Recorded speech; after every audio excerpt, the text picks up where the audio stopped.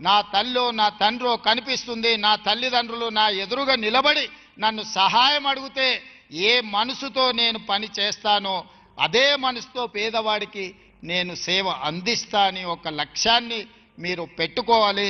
చివరగా ఉద్యోగం వచ్చింది. చాలామంది పెళ్లిగాని యువకులు ఉన్నట్టున్నారు చూస్తుంటే. ఇప్పుడు ధర బలుకుతుంది బాగానే. అత్తగారు వస్తారు, రాగానే నిన్నటి వరకు ఉన్న తల్లిదండ్రులు మనకు దూరం అవుతారు, అత్తగారు వాళ్ళు అల్లం బెల్లం అవుతారని అంటుంటారు. నాకైతే తెలియదు, కానీ నేనైతే ఒక్క మాట చెప్పదలుచుకున్నా. తల్లిదండ్రులను గౌరవంగా తల్లిదండ్రులను మంచిగా చూసుకోని వాళ్ళు ఎవరన్నా ఉంటే ఖచ్చితంగా వాళ్ళ జీతం 15% కోత విధించి మీ తల్లిదండ్రుల ఖాతాలలో వేస్తారు. రెండవది, గతంలో నలుగురు ఐదుగురు ఉండేది పిల్లలు. ఒకడు మంచోడున్నా ఒకటి చెడ్డోడున్నా ఎవరో ఒకరు చూసుకునేది. మేమైతే 7 మంది అన్నదమ్ములు. మేము 7 మంది అన్నదమ్ములలో ముగ్గురం సరిగ్గా మా తల్లిదండ్రులు చూసుకోకపోయినా నలుగురు చూసుకునే అవకాశం ఉంది. కానీ ఈ కాలంలో ఒకే ఒక సంతానం ఉంటున్నది, కొడుకైనా బిడ్డ అయినా.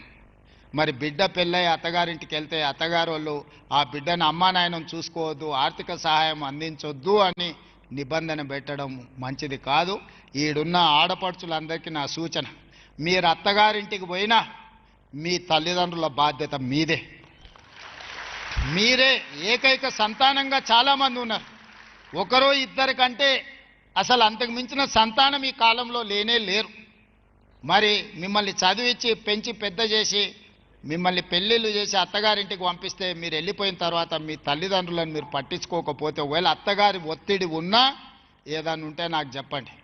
అట్లాంటిది ఏదైనా ఉంటే, అత్తగారి వైపు నుంచి ఒత్తిడి ఏదైనా ఉంటే నాకు చెప్పండి. ఆటోమేటిక్గా మీ జీతంలో నుంచి కొంత భాగం 10 నుంచి 15% మీ తల్లిదండ్రులకు చేరే విధంగా. ఏ ఆడబిడ్డకు కూడా తమ తల్లిదండ్రులకు ఏమైనా చేయాలని కోరుకుంటుంది, కానీ అత్తవారి వైపు నుంచి ఉండే ఒత్తిడితోని ఎక్కడైనా వాళ్ళు ఇబ్బంది పడుతుండొచ్చు. అట్లాంటిది ఏదైనా ఉంటే మీ అన్న రేవంత్ రెడ్డి ఇక్కడ ఉన్నాడు, నాకు చెప్పండి. తల్లిదండ్రులను బాగా చూసుకోండి. తల్లిదండ్రులను బాగా చూసుకోనోడు నా దృష్టిలో, సమాజం దృష్టిలో మానవ జన్మ ఎత్తడానికి అర్హత లేదు అని నేను భావిస్తున్నా. దయచేసి ఈ రోజు నుంచి ఈ ప్రభుత్వంలో మీరు భాగస్వాములు. మీ అందరి నుంచి నేను ఆశిస్తున్నది ఒకే ఒకటి, మీ తల్లిదండ్రులను బాగా చూసుకోండి. కన్న తల్లిదండ్రులను, పుట్టిన ఊరును బాగా చూసుకునేవాడు ఈ తెలంగాణ రాష్ట్రాన్ని బ్రహ్మాండంగా అభివృద్ధి చేస్తాడని నేను నమ్ముతున్నా. మీ అందరి పట్ల నాకు సంపూర్ణమైన విశ్వాసం ఉంది. రాబోయే రోజుల్లో కూడా ప్రభుత్వ ఖాళీలు అన్నిటిని భర్తీ చేస్తాము. ఎవరు ఏ రాజకీయ పార్టీల చేతుల్లో ఆయుధాలుగా మారకండి. ఎవరు మనకు చెప్పాల్సిన పని లేదు. నాకు సంపూర్ణమైన అవగాహన ఉంది. అశోక్ నగర్ చౌరస్తాలో కూర్చుంటే ఏం మాట్లాడతాం, ఉస్మానియా యూనివర్సిటీ క్యాంటీన్లో కూర్చుంటే ఏం మాట్లాడుకుంటాం, ఏం ఆశిస్తామో సంపూర్ణమైన నాకు అవగాహన ఉంది. అన్ని ఖాళీల భర్తీ చేస్తా. ప్రభుత్వంలోనే కాదు, ప్రైవేట్లో కూడా లక్షలాది కోట్ల రూపాయల పెట్టుబడులు తీసుకొచ్చి ప్రపంచంతోనే పోటీ పడే విధంగా మా యువకులను తీర్చిదిద్దే బాధ్యత నాకున్నది. చిన్న వయసులో నాకు మంచి అవకాశం వచ్చింది.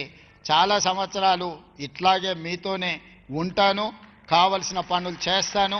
మీ అందరికీ మరొక్కసారి ప్రభుత్వ ఉద్యోగం సాధించిన దాంతో పాటు సంక్రాంతి శుభాకాంక్షలు తెలియజేస్తూ మీ అందరి దగ్గర సెలవు తీసుకుంటున్నాను.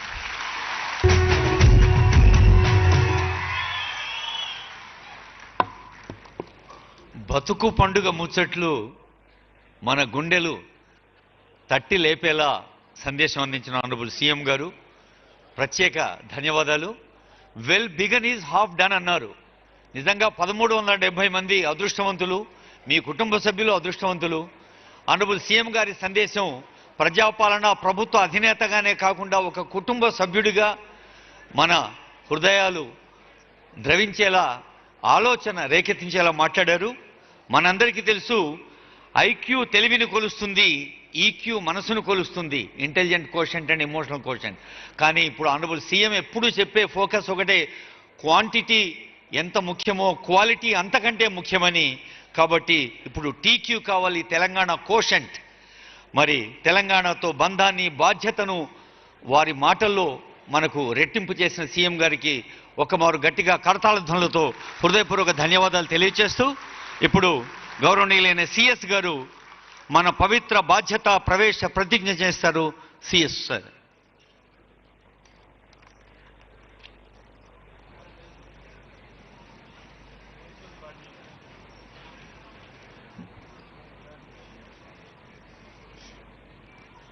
అందరూ చేయి ముందు పెట్టవలసిందిగా కోరుతూ, తెలంగాణ పబ్లిక్ సర్వీస్ కమిషన్ ద్వారా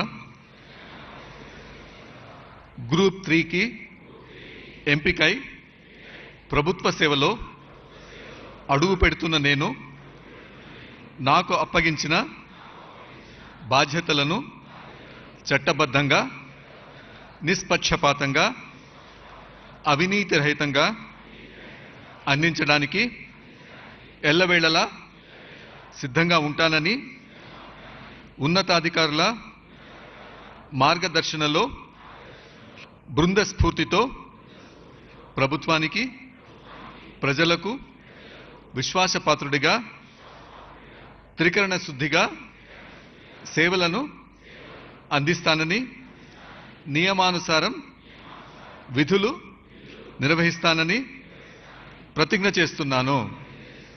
congratulations. Thank you. Honourable CS గారికి ధన్యవాదాలతో ఇప్పుడు గౌరవనీయులైన ముఖ్యమంత్రి గారి చేతుల మీదుగా ఆశీస్సు, అభినందన, బాధ్యత స్వీకరణ. పొద్దుటూరి నాగతేజ, కరీంనగర్ జిల్లా. మన కన్యారం